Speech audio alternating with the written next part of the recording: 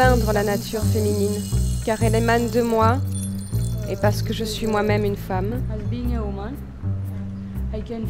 Je peux ressentir, je peux comprendre les femmes et aussi la nature physique de la femme.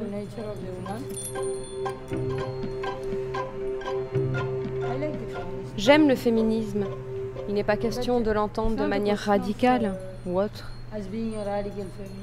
J'aime juste les sujets qui touchent à la condition des femmes, parce que j'ai vu la barbarie qu'elles peuvent subir à travers le monde.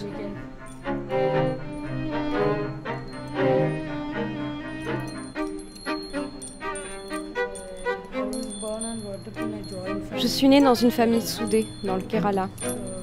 Il y avait une grande différence d'âge entre mes frères, mes sœurs et moi. Je suis la dernière.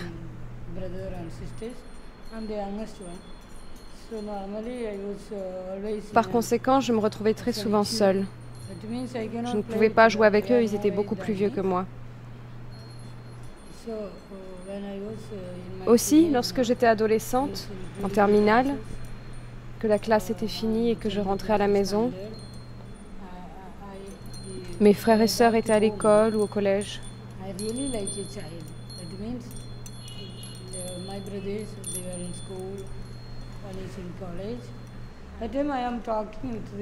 Alors j'allais parler avec la nature, me promener sur la rivière.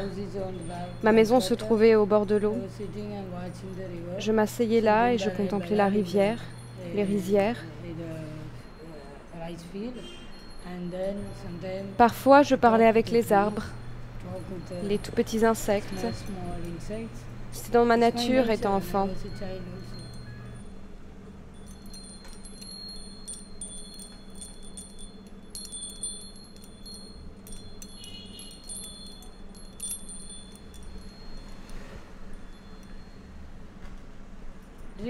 Rêver est une qualité. Quand j'étais enfant, les gens disaient de moi, « Elle est très rêveuse, elle est ouverte d'esprit. » Peut-être que ma vie m'a faite ainsi. Cette solitude me mène vers la création. Et cela se passait aussi quand je vivais à Paris, parce qu'il s'agit de cultures totalement différentes. Et je ne pouvais pas adhérer de manière trop brutale à la société européenne. Quand j'ai commencé, j'avais l'impression d'être là un peu comme Alice au pays des merveilles. Mon histoire, c'est un peu comme ça. Je voulais aller en Europe pour commencer une nouvelle vie. J'ai rencontré mon mari, français. Je ne pouvais pas imaginer mieux. Mais je ne pouvais pas rester dans une maison à rien faire. Guetter les gens, regarder la télévision, je ne pouvais pas.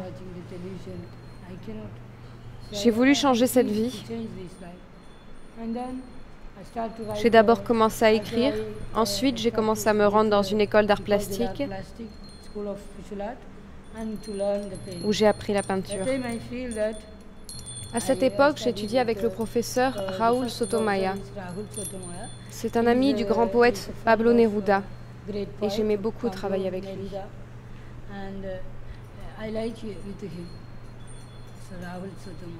Je n'avais jamais rencontré de tel artiste. Il était très ouvert d'esprit envers tous les étudiants, nous laissait peindre ce que l'on ressentait.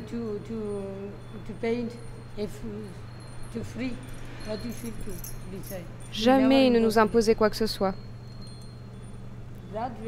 C'est de cette manière que je suis entrée dans le monde de l'art. Un atelier, c'est un studio. Peu importe ce que l'on y fait, peinture, sculpture ou autre, y exercer des travaux de ce style, etc. J'aime les femmes écrivains, les femmes peintres. J'aimerais beaucoup les faire se rencontrer les unes les autres.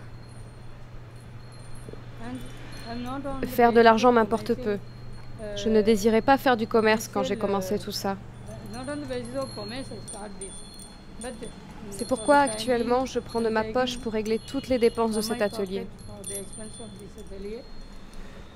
J'espère que peut-être j'arriverai à le faire perdurer. Aussi, je ne sais pas, mais quoi qu'il arrive, je veux toujours pouvoir rêver et travailler et réaliser toutes les choses dont je rêve.